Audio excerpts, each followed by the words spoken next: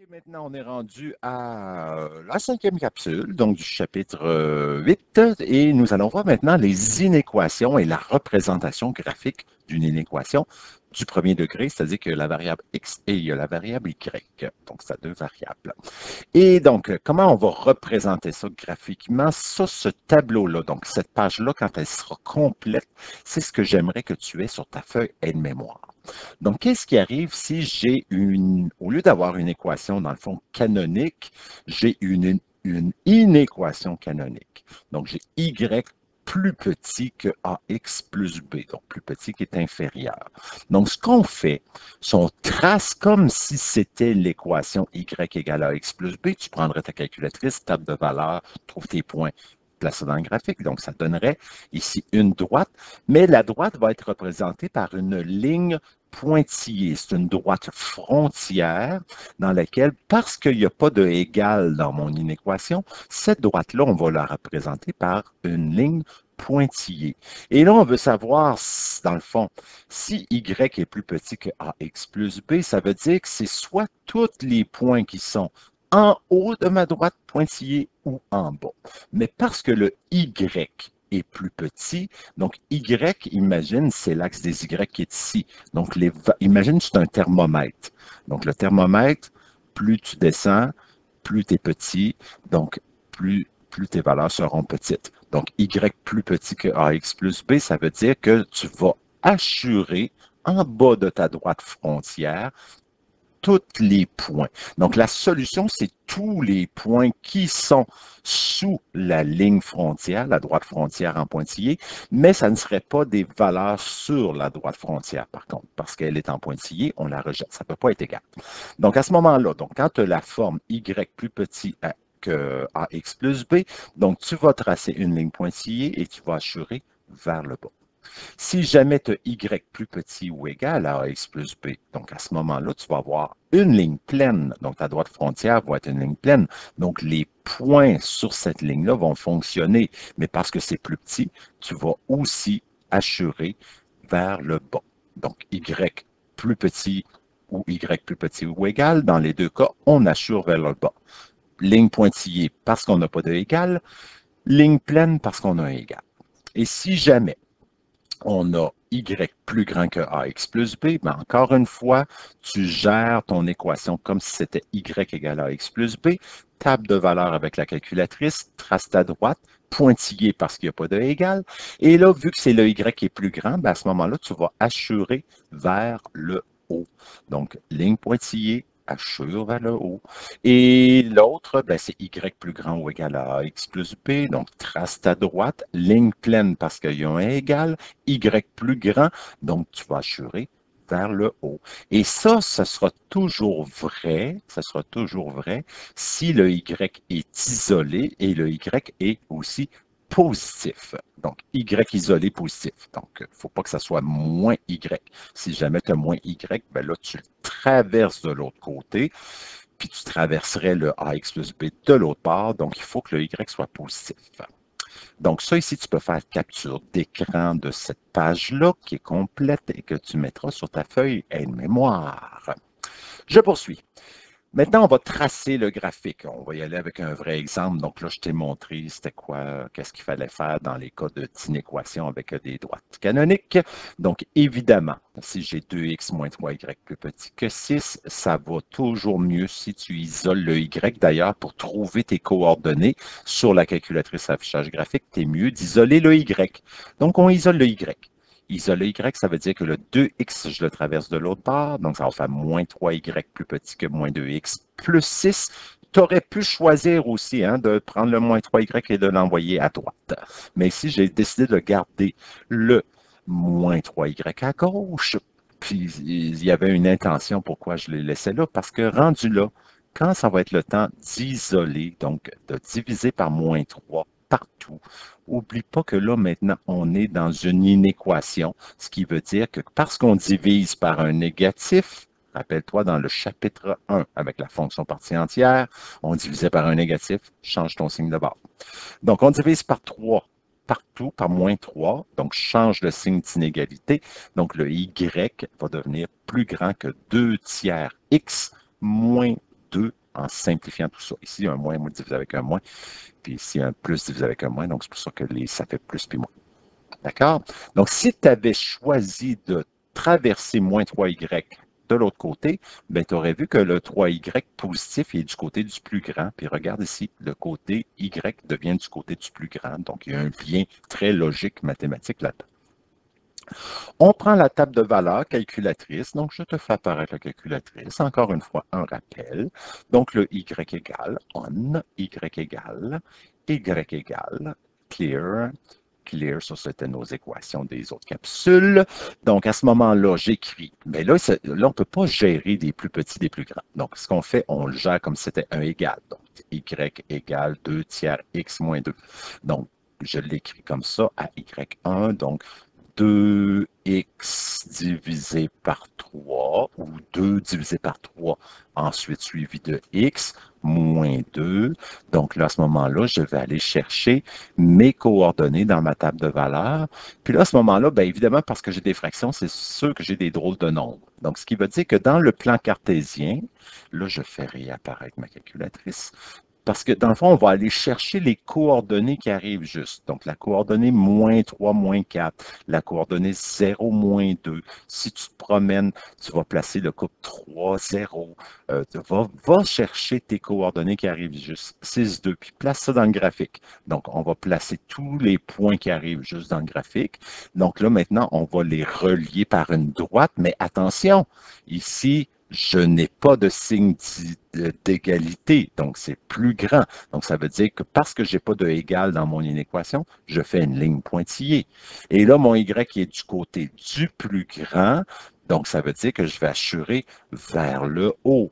Mais au lieu d'assurer, donc ça peut être long de colorier ou de faire des ratures tout en haut, ce que tu peux faire aussi au lieu de colorer en haut ou en bas, donc à ce moment-là, tu prends 2 points de la droite et tu montes verticalement. Donc, ces 2 flèches-là vont m'indiquer que c'est tous les points qui sont en haut de la droite. Donc, ça peut faire la job aussi.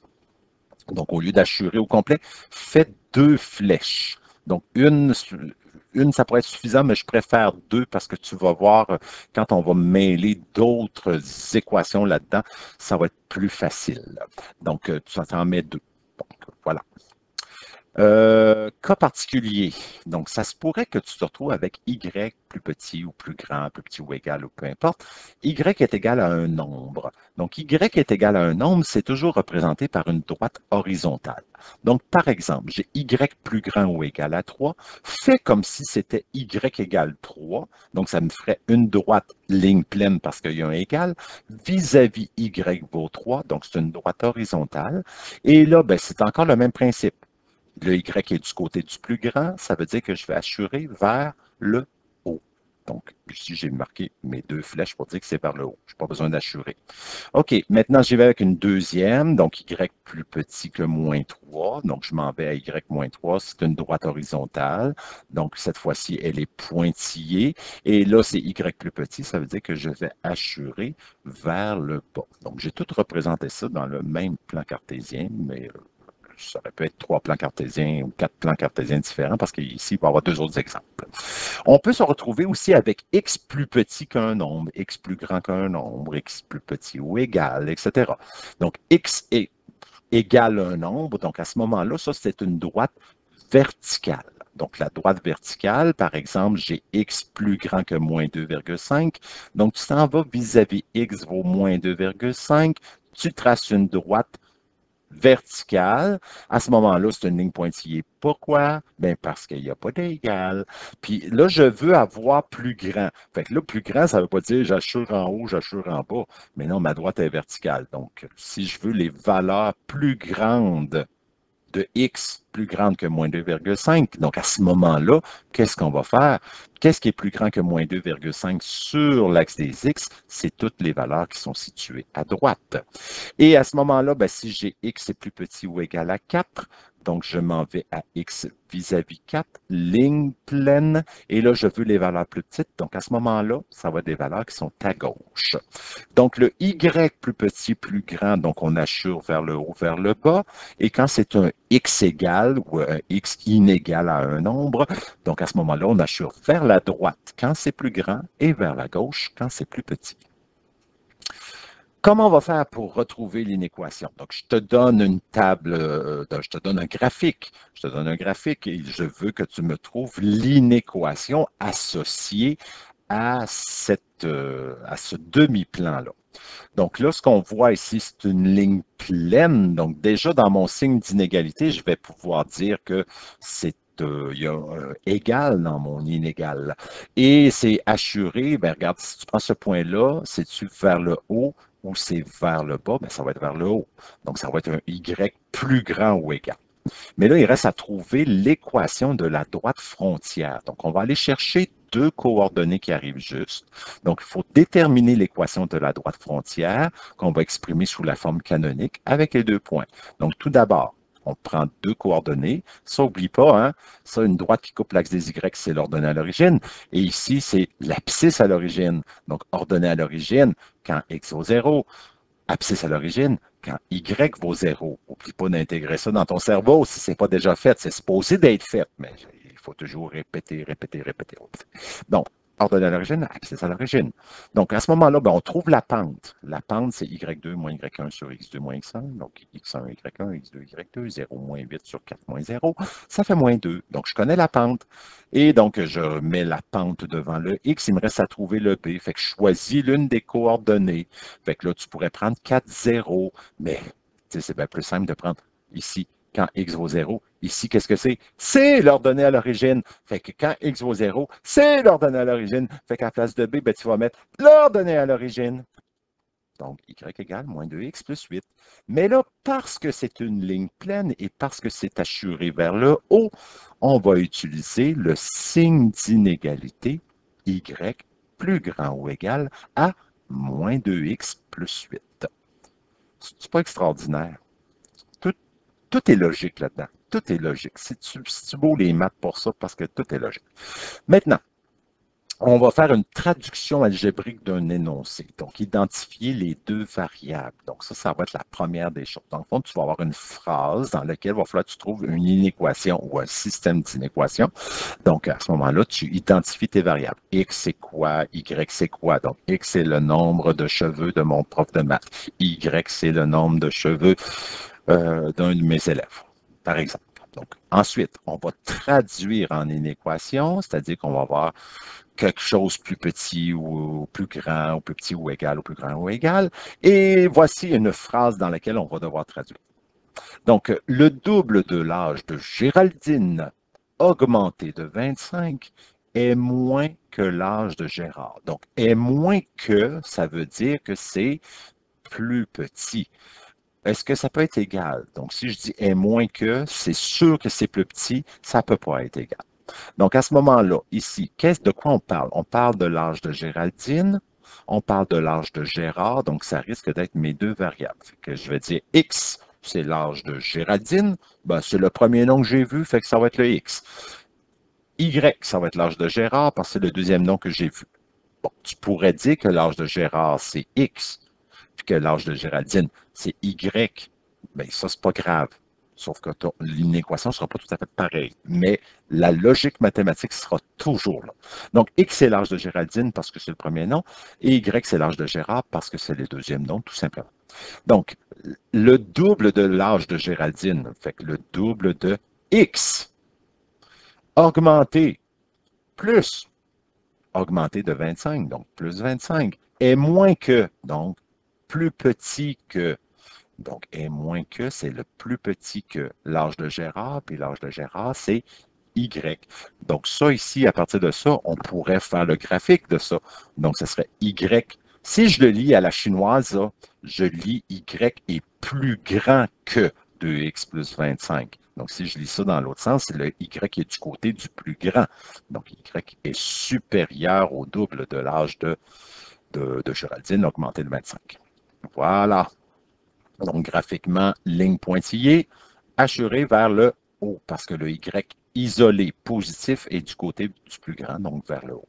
Pas d'égal, ligne pointillée. J'ai une autre phrase. Donc, Géraldine passe au moins 5 fois plus de temps en heure à faire des TikTok que Gérard. Évidemment, les filles font plus souvent de TikTok que les gars. Ça a l'air. Ça a l'air. Il y a quelqu'un qui m'a dit ça. C'est peut-être pas vrai. C'est peut-être pas généralisé. Donc, Géraldine passe au moins 5 fois plus de temps en heure à faire des TikTok que Gérard. Donc, qu'est-ce qui sera ma variable là-dedans? Mais c'est du temps en heure. On ne connaît pas le temps. On sait que Géraldine en fait 5 fois plus que Gérard. Donc, ça veut dire que le X, on me parle de Géraldine en premier. Ben, je vais dire, OK, X, c'est le temps en heure consacré à faire des TikTok pour Géraldine. Puis Y, ça va être le temps en heure consacré à faire des TikTok pour Gérard. Puis là, après ça, ben, on s'intéresse là-dedans. On sait qu'il y a une équation parce qu'il y a au moins. Donc, tu pourrais voir l'expression au plus, au moins, inférieur, supérieur. Ben là, tu fais le lien entre le bon signe d'inégalité. Donc, on parle de Géraldine en premier. Donc, Géraldine passe au moins 5 fois plus de temps. Donc, au moins, ça veut dire que c'est plus grand ou égal. Donc, le au moins veut dire plus grand ou égal. Donc, si Géraldine, elle passe plus de temps que Gérard. Donc, le temps de Géraldine, c'est plus grand, c'est au moins plus de temps. Mais c'est combien de fois plus de temps? C'est 5 fois plus de temps que Gérard. Mais le 5, on aurait tendance à le mettre sur Géraldine, mais Géraldine, elle fait 5 fois plus de temps. Mais une inégalité, ça peut laisser sous-entendre aussi une égalité pour qu'ils deviennent égales tous les deux, c'est pas Géraldine que je vais multiplier par 5, c'est l'autre. Donc, quand on dit Géraldine passe 5 fois plus de temps que l'autre, mais c'est l'autre qu'on doit multiplier par 5 pour qu'ils deviennent une égalité. Bon, là, c'est sûr qu'on parle d'inéquation, donc c'est pas égal, mais on gère toujours nos droits de frontière comme si c'était égal. Donc, à ce moment-là, on se dit, ben, si Géraldine 5 fois plus de temps que Gérard, ben, c'est Gérard qu'on va multiplier par 5. Donc, voilà, on aurait notre système d'équation. Donc, on isolerait le Y pour pouvoir le représenter graphiquement. Comme le Y est positif, il est du côté du plus petit et que il y a un égal dans mon signe d'inégalité, ça veut dire que j'ai une ligne pleine, ça va être assuré vers le bas parce que mon Y est du côté du plus petit et tout ça parce que le Y positif est du côté du plus petit. Voilà. Donc, c'est ça qu'on fait pour traduire une inéquation. Donc, ça sera à faire attention au vocabulaire, puis à bien lire tes énoncés, à identifier tes variables, puis à représenter le bon signe d'inégalité. Sur ce, je te souhaite un bon travail et à bientôt, je l'espère.